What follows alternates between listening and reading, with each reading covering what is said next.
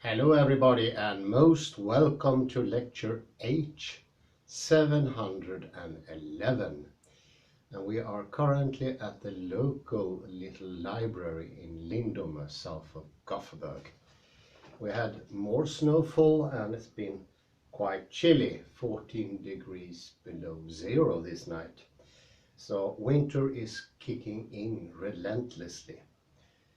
And speaking about relentless, today I want to talk about having no choice, determinism, and I named the lecture An Ode to Free Will. And I will start to show this book I found in the bookshelf. It's a Swedish book. And what the title means, Hjärnan är stjärnan, is that the brain is all important. Let me read just the back of the cover.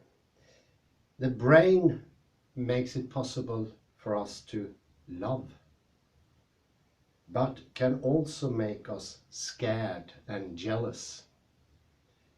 All our thoughts, memories and feelings are physical processes in the brain. Without the brain, we cannot live.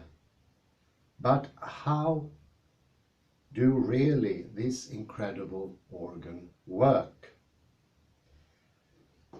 And what's implied here, indirectly and of course not intentionally, is that the brain produces these effects. So we are involuntary victims of what the brain does. It's a perspective I want to take up today, and I think it needs some clarification. There seem to be some things, according to me here, that haven't been thought through, or it haven't been given enough thinking, because there are some problems here, I'd say. Well, we already know from the previous lectures that we've been discussing free will, and there doesn't seem to be much about it in classical physics, for instance. We've been mentioning determinism, an obvious trait of classical physics, something that was partly present already in the amnesia, as they call it, of the Greek thinkers, already in pre-Socratic time. One of the reasons is that we have a ready-made world that already have predetermined objects. Everything, when we open our eyes in the morning, is already made. It's finished in a way. And this, of course, doesn't leave much of a choice for humans. And one could actually look upon the objects as a sort of cemented choice. A choice that may have been made earlier, and it's sort of congealed into be something now unmovable. And as we mentioned the other day when we spoke about de bono, this has to do with the division very few people today make, and that's between what is before and what is after. And it seems that we seem to be living in the world of after. For only after can things be decided, made explicit, be determined. And when we wake up in the morning, in my example, we think everything is determined. That's the amnesia. That's the turn to the ontic reality. And we end up with a fixed reality, unmovable. Just like Parmenides said, only matter, no differences, no space to open up for new choices. And this is the process we saw in antiquity, when it went from the openness of the verb connected to living and action, and from the verb we started to divide. We got, instead of a vivid looking, a looking that assumes action, sentiment, energy, different directions, all of it, we started to have the idea of looking upon something. And we started to define this something as an object. And all of a sudden we had ready-made nouns. So a little of that energy from the verbs gets hijacked by the objects. It stays there. It's no longer living. It's objectified, solidified. You can think about making a sculpture out of clay, and in the beginning you have all the choices. You can alter the nose, or if it's a face, you can alter the nose, do something to the eyes, and then do something with the ear, and then you want to change something else. And maybe all of a sudden you want to make a vase instead. But once the clay has been put into the oven and baked, you can't change anything. That's the ex posteriori. Then you're done. This unchanging reality is actually expressed by many of the pre-Socratic. Parmenides said exactly, the world is unmoving. There is no movement in the world. Everything stays the same. Can you hear how it sounds? It sounds that the progression of taking the vividness of the verb and turning it into a subject and an object already had almost terminated with Parmenides.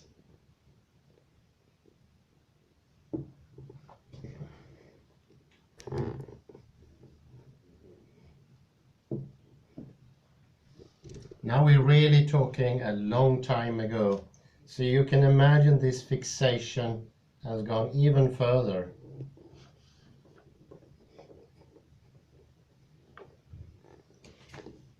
And another thing the pre-Socratic didn't like. Could you please elevate it a little bit more if it's possible? Yeah. That was the problem with time. Time meant change, and change wasn't too popular either. When you had change, you had something disturbing, something you didn't want to have. So time is also made, you can put in a pause there. So we end also time. Time wasn't popular because time meant change. And time gets ousted out. They didn't want to have time. So they get a fixed time, and this is what we could call linear time. And in the linear time, everything is decided from the beginning. And it's like the movement of time cannot change anymore. They get predetermined. They have their development already from the beginning. And of course this makes for much less liberty. You already know how a situation is going to be developed. You already know the objects that you made firm and solidify, how they're going to affect each other. And wow, there you have cause and effect. This cause and effect comes at the same time you solidify the objects. So time and space in this process go hand in hand. And I would say even knowledge, because we make knowledge superficial. We make knowledge into a surface that we only have as a pointer, the name of the object name possibly, and that knowledge doesn't reach beyond the inside. You just have an etiquette, and you have a knowledge that can't be changed either. So knowledge solidifies in a somewhat different manner, but there is a solidification when it comes to knowledge. It becomes determined, unchangeable, but it also becomes shallow in a way. A knowledge that is not enlivened each time, but instead we take out the same knowledge. We reduce it, which diminish significantly the power of knowledge. You could call that an encyclopedic knowledge, and you use different words to further solidify and determine, like a coordinate system. In modern time, the word meaning is very popular, betydelse in Swedish. So you can use betydelse in a really horrible way, and you can say that every word has a meaning. That's a way of fixing everything, making it a game instead of a vivid, illustrious, energy-like reality, and the knowledge that's always new and energized. Of course, one of those fixation is the monosemic idea that every word only has one defined meaning, maybe two if you're lucky. Whereas every word needs to change its meaning for every use, otherwise they have no life. And this predetermination also is very good to understand the Socratic questions. The questions that... Pause, please.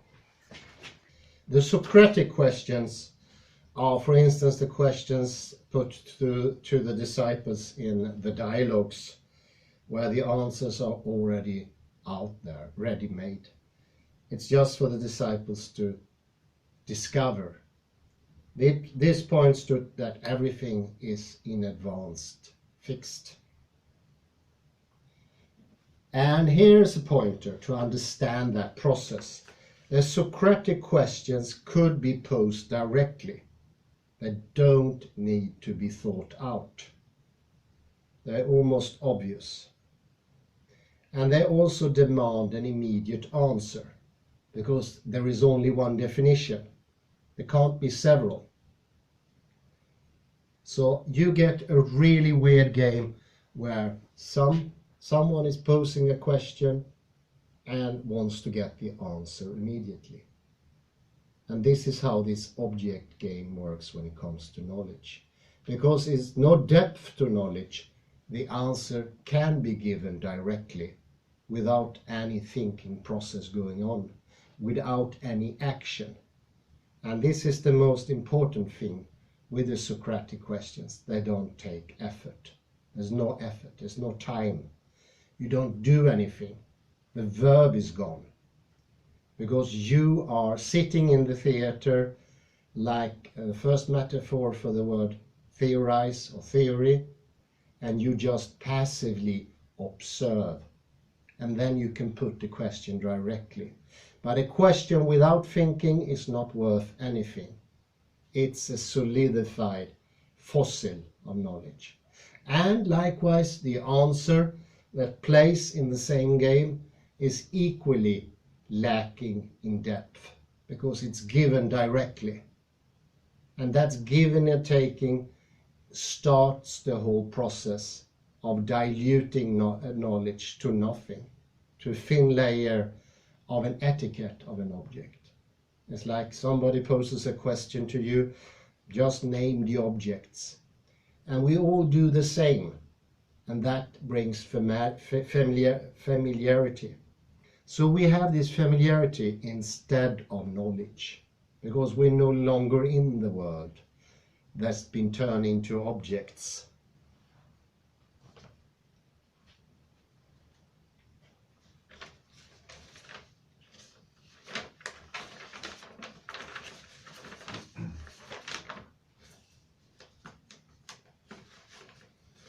This direct seeing, and listen here carefully, seeing in English is a very well-found word, because you see, then you understand. And it's like seeing the object in space in front of subject. You immediately see it, and then you can say the word. This is the schooling system of today. It encourages people not to have knowledge. They should instead play this game with question and answer. A question without action, without thinking, and an equal answer directly. I think this could be a very good lead to when it's not working towards reality. Because reality is living, reality is action, and that takes time. And the receiver of this so-called diluted knowledge is the reflective consciousness. This consciousness hinted to in this book, the seat of the subject, where you love, where you feel, where your jealousy is, or where all your thoughts are, up there, in the air, somewhere else. You might say, well, the poor author, he was still referring to the brain, because the brain is a physical thing, isn't it? So it's still in the physics, isn't it, Hans? Well, if people easily can think that this brain they're talking about here could be in a vat or somewhere else, I would say no. They're not really referring to anything of the body anyway. It sounds physical, but that's not what they mean. They mean otherworldly. Of course it's otherworldly. And it says that the brain controls your thoughts. When it's not your thoughts, where are they? Whose are they? And where do they exist? It's transcendentalism. It's a pure aspect of transcendentalism. So we have this passive theater-like seeing of. I see what you mean. You chop it up, you suck it up, your inside suck the outside in, and you directly see everything.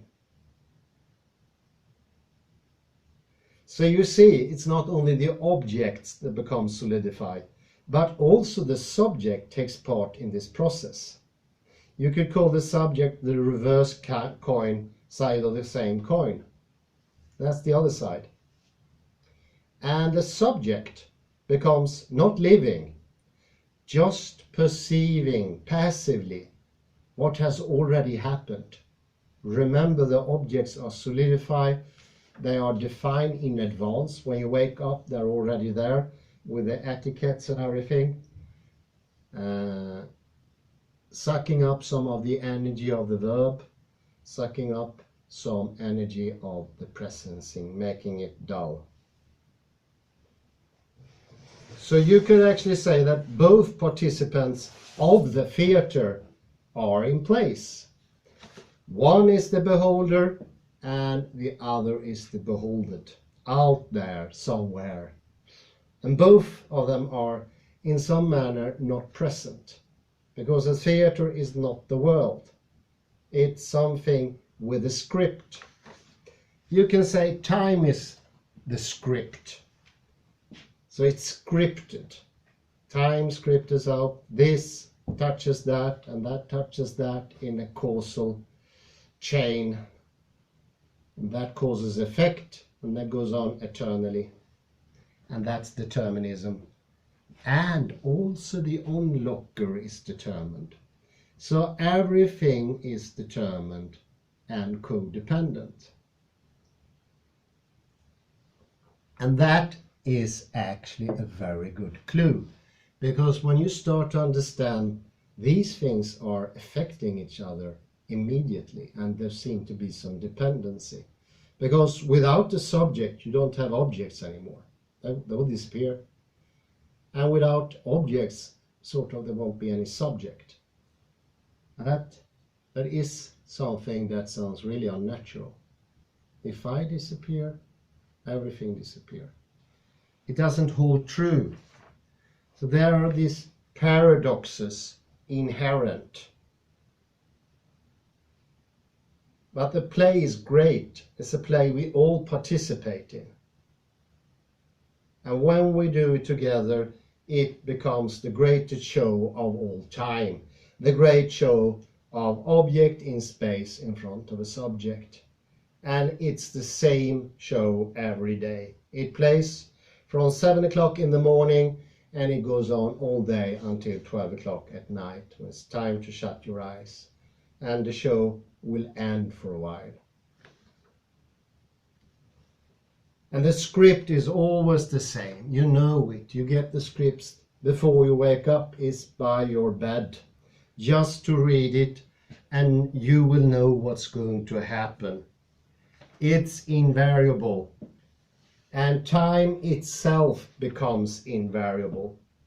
Determined, decided, fixed, coming in one line. Not three-dimensional, but just one line.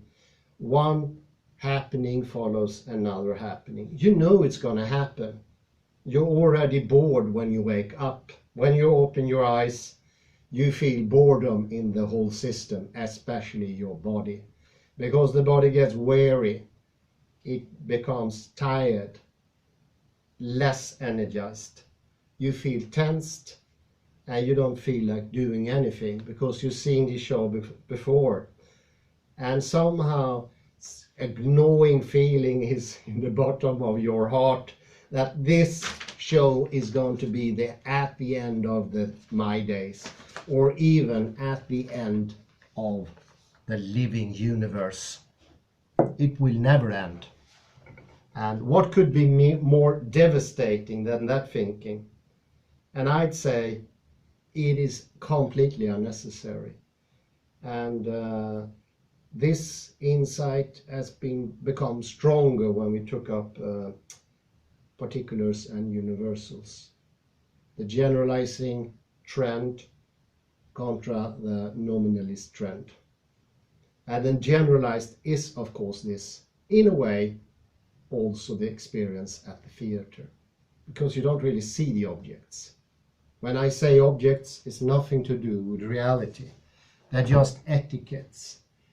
You can compare it to if you go into big shop and instead of seeing the merchandise, you will see etiquettes of every merchandise, like bananas and apples, and you don't see the apples. That sort of objects. And of course that shopping would become much more boring, but you still would get your groceries. But in this play, you never get your groceries. You never get down to reality. And of course, no wonder that Plato was complaining of boredom. He was complaining that reality didn't show its face. Of course it doesn't. It's bound to feel fake, because it's fake. It's a procedure started somewhere in antiquity, and it doesn't really stop. And I'd say this foundation, which is actually founded before the authors of the book made the book. It's outside, before the book. It's well put to words by Peirce, possibly the founder of pragmatism. And I'm just going to give a summary here. And of course, another word for dualism is Cartesianism. Well, there the mind is a self-contained sphere, the brain. What we called mind before has become brain, but actually it's more or less the same thing, something not of this world. And the content, like see the mind or the brain as a bag, it has inside ideas or impressions. And these are irredeemably subjective and private. Because I'm a subject here, I see the object in space in front of me, and I'm the only one who can perceive those things. So I'm, in a way, shut out of the world. I'm losing the contact with the world and also with other people. Both those things are lost here in the process. No wonder Cartesius himself thought the world to be unreal, even his body. He even doubted his own existence. It doesn't get any more weird than that. That's absolutely horrendous. It's a word game to question your own reality. But if you really do it, then you are in a load of trouble. Then you're no longer here. You're no longer a brain in your head even. You are a brain in a vat, and every question is possible. Does my thought exist? Could be the next question. And who's doing the thinking? Apparently, this is very close to Cartesianism, because it says that the brain makes me love, not me. And it makes me scared. Should I ask the authors, who is me who's having these things, if it's not the brain, or the mind, or the soul, or the spirit, or whatever? No, I'm just a container of impressions, and those impressions stem ultimately from the world where the objects are in space. So we establish two things in one go. One is the impressions, the perceptions, and the other one are the objects. So they confirm each other. And this is actually the process, the verification process in classical physics. This is how we perceive reality to be extra true, when there is a subject perceiving an object. So that's also confirming the whole process. Nothing is outside the process. Two objective perceptions will ultimately confirm the object forever. So the same process takes different forms, but they get more and more solidified.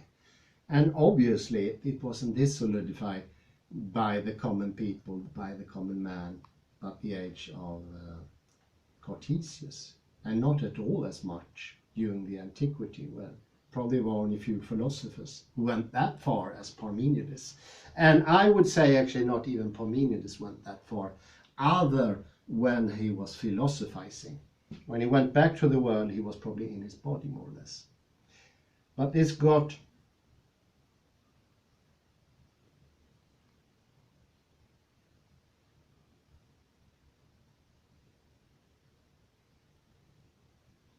even stronger and stronger. And we ended up with this idea of brain in the vat. But we have other ones, the different names for these things.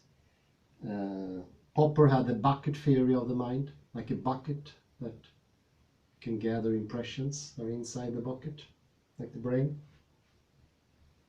And of course, not to be forgotten, Wittgenstein's private language argument. There are also the impressions somewhere inside, and they are completely private, only for you to see and no one else. A supposition that has gigantic problems.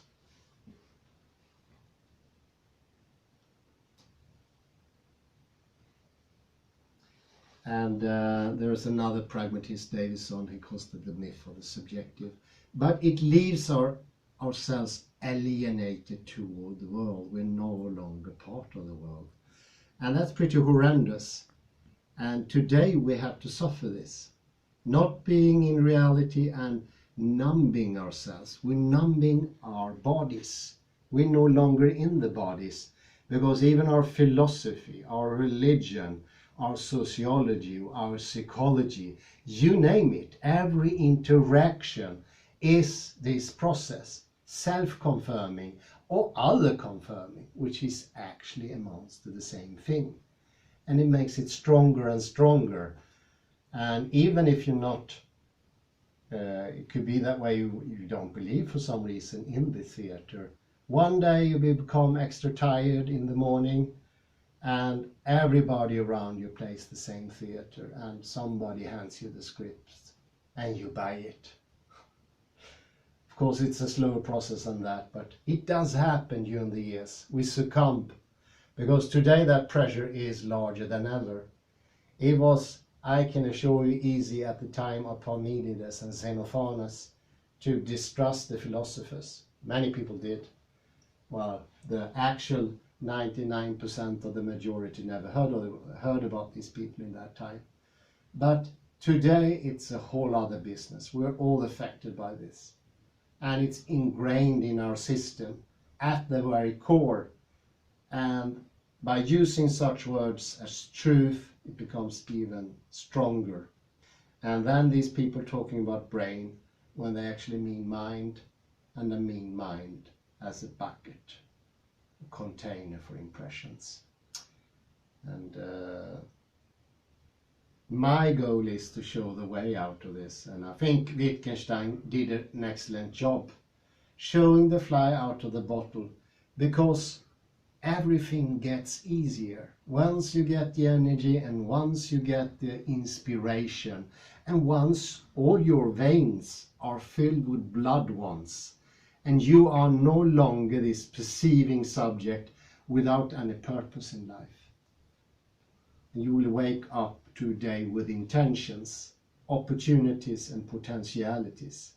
And you will once more see the living colors of the world, which is a quite different project from this idea of object in space in front of the subject.